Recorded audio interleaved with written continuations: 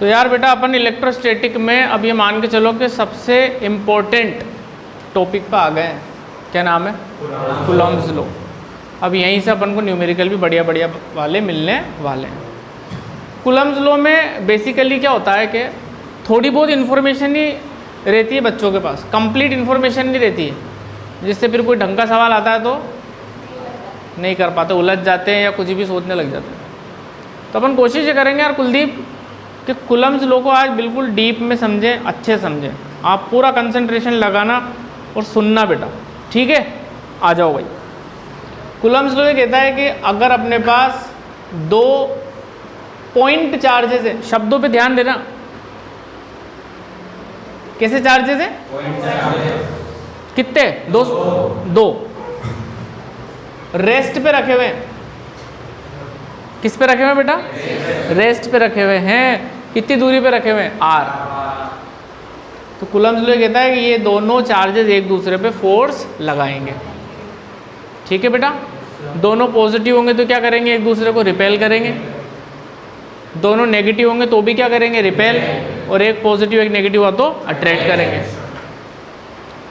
तो जो फोर्स लगेगी मेरे भाई दोनों के बीच में, वो फोर्स कुछ बातों पे निर्भर करेगी, डिपेंड करेगी।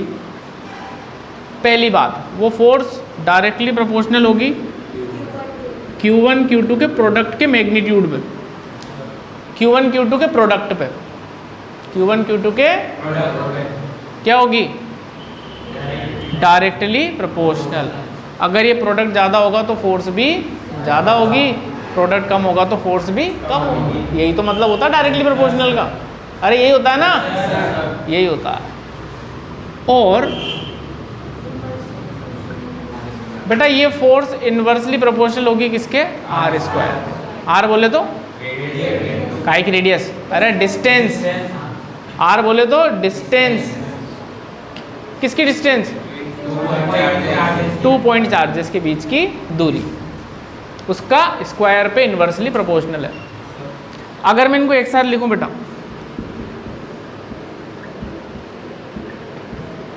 तो मैं ऐसे लिख पाऊंगा, या आर भी ऐसे लिख दूँ? नहीं तुम कहोगे देने क्या करना। चलो बोलो, बात समझ में आ गई क्या?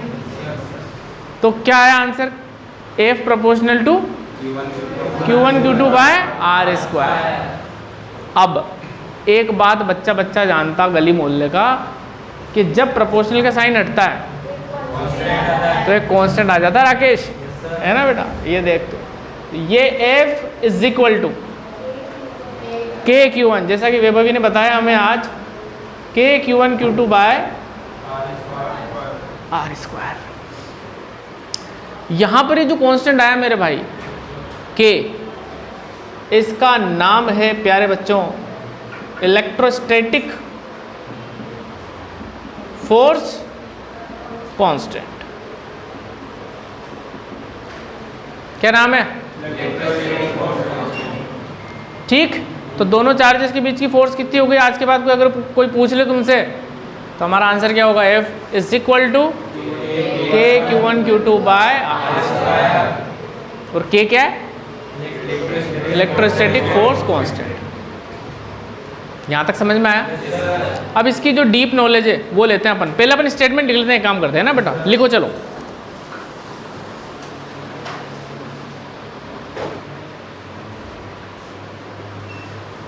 देखना बेटा, अब समझते हैं अपन आगे असली कूलॉम्स लॉ क्या कहता है। ये तो हो गया। ये जो K की वैल्यू है ना, वैभवी सुनियो बेटा, ये जो K की वैल्यू है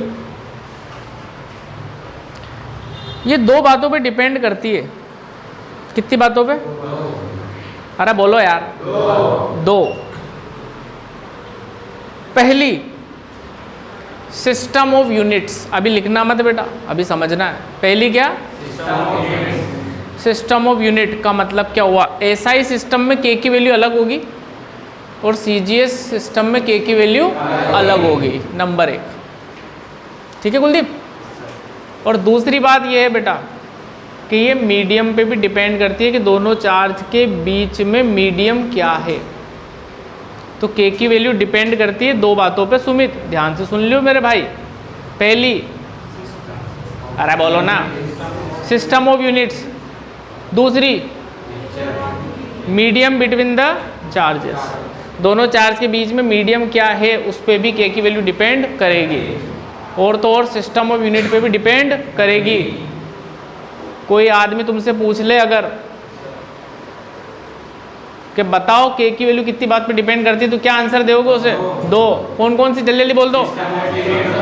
सिस्टम ऑफ यूनिट्स और इस बात को लिखेंगे अपन, लिखो the value of K depends on two factors. Value of K depends on two factors. Number 1 system of units, याद रखना बेटा सारी चीज, बढ़िया बात बता रहा हूं तुम्हें। और number 2 is medium between charges. System of units यार 6 बार तो अभी कह दी मैंने, तुम भी क्या है यार, ठीक है। अब सुनना आगे की बात।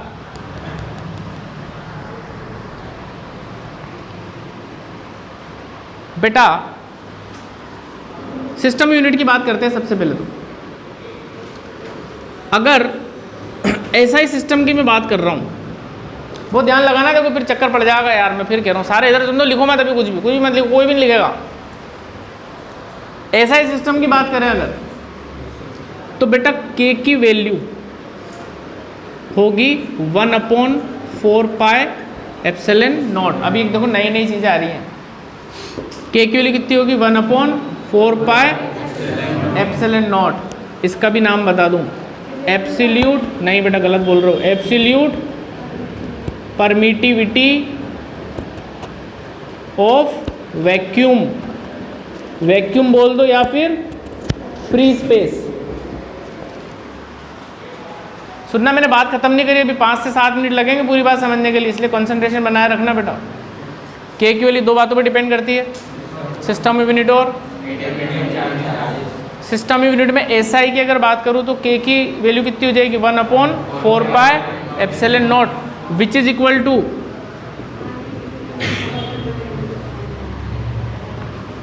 यूनिट क्या लगेगी इसकी? Newton metre square upon coulomb square.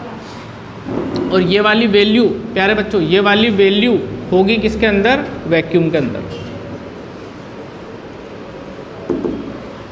यानी ऐसा ही सिस्टम है, सुनना ध्यान से, ऐसा ही सिस्टम है और वैक्यूम में हमारे 2 चार्जेस रखे हुए हैं बेटा, तो के की वैल्यू कितनी लेनी पड़ेगी आपको? 1/4 पाई एप्सिलॉन नॉट, जो किसके बराबर है? 9 × 10⁹ न्यूटन मीटर स्क्वायर पर कूलम्ब स्क्वायर। हमारे 90% सवाल वैक्यूम में ही होंगे, लेकिन कुछ सवाल जो मीडियम में होंगे और यूनिट चेंज हो जाएगी, तो फिर हमें वहाँ पे सतर्क रहना पड़ेगा, पहली बात। दूसरी, वैक्यूम की ही बात करें, लेकिन सीजीएस सिस्टम की बात करें। सीजीएस समझते हो ना तुम? सीजीएस यूनिट समझते हो? समझते हो सीजीएस सिस्टम होता है ना, एक तो इंटरनेशनल सिस्टम होता है, एक और क्या होता है? सीजीएस। अरे यार तुम मरवाओगे। सीजीएस में क्या क्या होता है बताओ? सेंटीमीटर, ग्राम, सेकेंड, है ना। और एसआई में क्या क्या होता है? अरे तुम मरवाओगे। मीटर, किलोग्राम, सेकेंड, ये सब होते हैं। अरे बताओ ना यार। हाँ, तो सीजीएस में अगर आ गए, कोई बात नहीं बेटा, सब सिखा दूंगा, तुम तो आते रहना बस। सीजीएस में अगर आ गए हम राकेश, तो के की वैल्यू बन जाएगी बेटा, सुनियो, वैक्यूम के अंदर के की वैल्यू बन जाएगी 1। कितनी बन जाएगी? कब? सीजीएस में, वैक्यूम में। सीजीएस में के की वैल्यू कितनी हो जाएगी? यूनिट लगाया था, न्यूटन की जगह क्या आ जाएगा? डायन फोर्स। मैंने पढ़ा रखा है 11th में सब। कुलदीप कहते हैं हाँ पढ़ते बेटा, डायन आता है। हाँ, मीटर की जगह क्या आएगा? सेंटीमीटर। और कूलम्ब की जगह क्या आ जाएगा? सीजीएस यूनिट क्या है चार्ज की? अरे फर्स्ट सेकंड लगी, ईएसयू। ईएसयू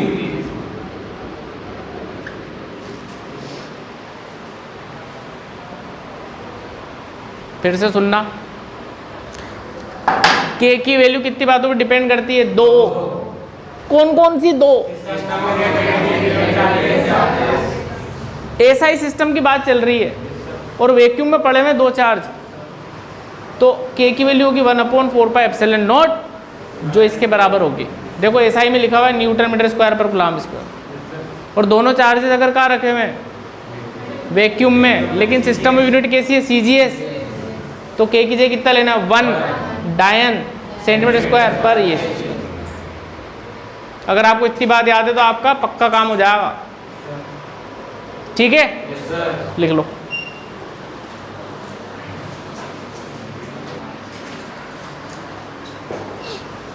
अभी अपन ने इतनी सारी बातें जानी, अब मैं इसको तुम्हें यूज़ करना सिखाता हूँ कि एक्चुअल में सवाल क्या आएगा और हमें क्या केयरफुल कैसे काम करना है।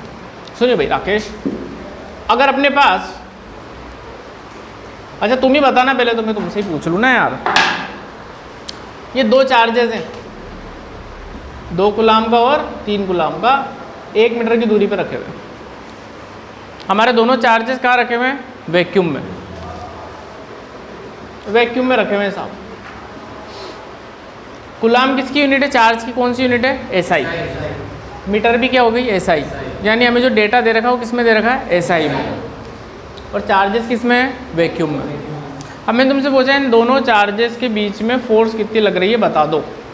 तुमने कही, बताते हैं सर, देखो आप F बराबर K Q1 Q2 by R square.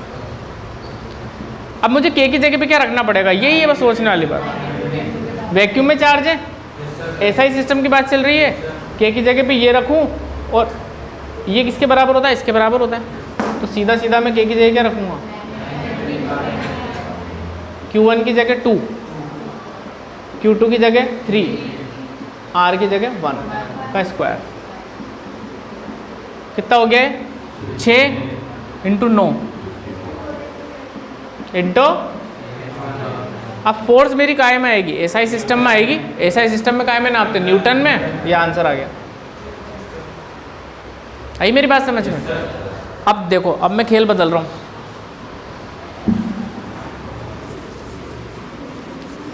अब मैं तुमसे कह रहा हूं कि 2 चार्ज हैं, 2 ESU और 3 ESU, और ये 1 सेंटीमीटर की दूरी पे रखे हुए हैं मेरे भाई, वैक्यूम में ही हैं। लेकिन डेटा किस में आ गया, CGS में आ गया। अब मैंने कही कि फोर्स बताओ कितनी होगी, तुमने कि बताते हैं sir, F is equal to, फिर से लिखोगे K Q1 Q2 by R square. अब ये पता नहीं होता बच्चों को, तो मैं बहुत बढ़िया चीज़ बता रहा हूँ, मैं ध्यान से सुन लेना। बताओ K की जगह क्या लूँ, 1, क्योंकि CGS और वैक्यूम, अगर ये कॉम्बिनेशन आ जाए तो K की वैल्यू कितनी है, 1 रख दो। Q1 की जगह 2, 1 का स्क्वायर। अब 6 क्या आया, न्यूटन नहीं, फोर्स की CGS यूनिट में आंसर आएगा, मतलब डायन में, डायन। अब इसमें जनरली क्या गलती करते हैं बच्चे, बच्चों को बस ये याद रहता है कि K की वैल्यू ये होती है, बाकी उन्हें कुछ भी इंफॉर्मेशन नहीं होती कि ये कब लेते हैं, किस सिस्टम में लेते हैं। मीडियम आ गया तो क्या हो गया, अभी तो मीडियम तो आया ही नहीं, अभी तो वैक्यूम वैक्यूम चल रहा है। लेकिन हम पूरी बात जान गए, अरे जान गए नहीं जान गए बेटा, दोनों एग्जाम्पल लिख लो, बढ़िया है ये तो।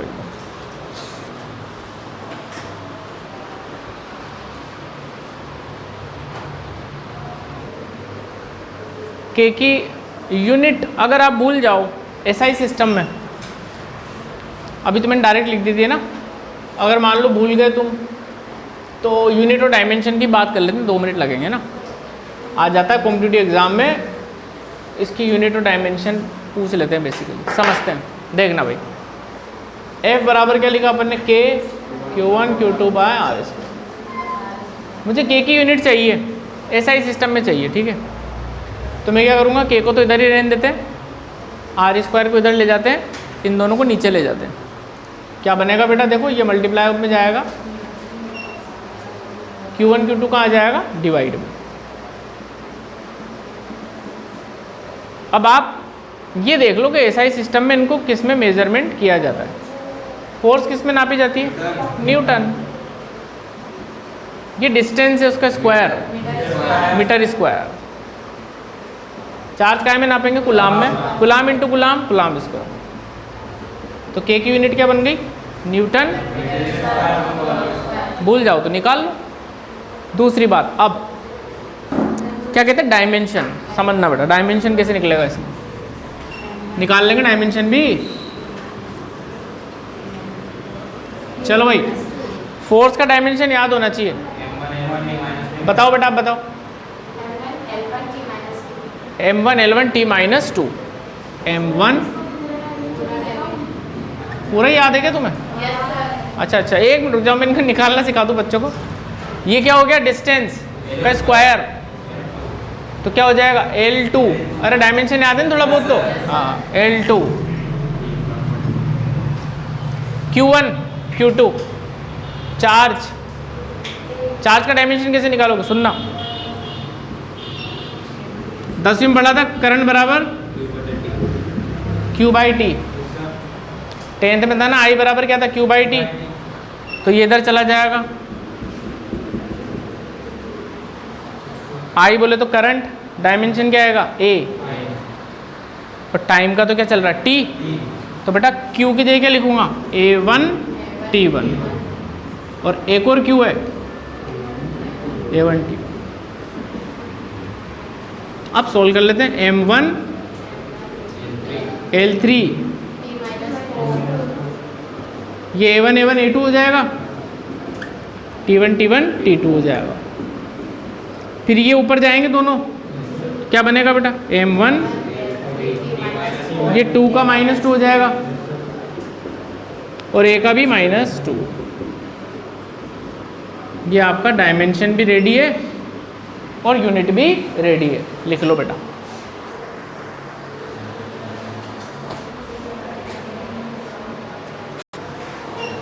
ओके, 2-3 मिनट की बात और करते हैं और ये अपना टॉपिक पूरा हो जाएगा। सुनते हैं।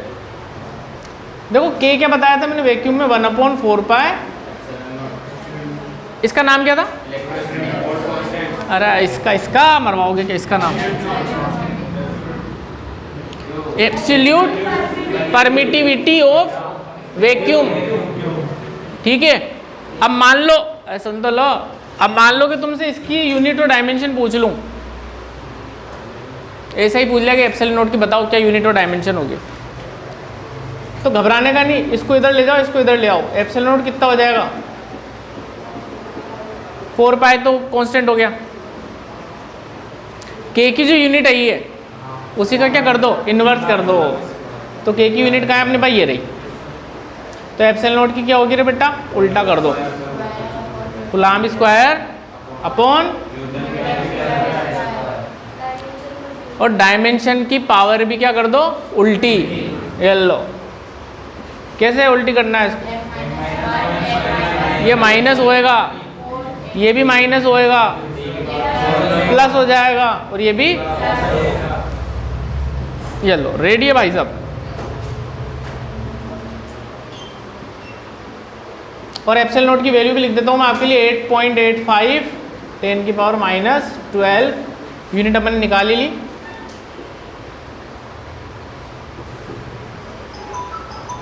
अब इसका नाम याद रखना, 6-7 बार तो अभी कही थी मैंने। एब्सोल्यूट परमिटिविटी ऑफ वैक्यूम या फिर फ्री स्पेस।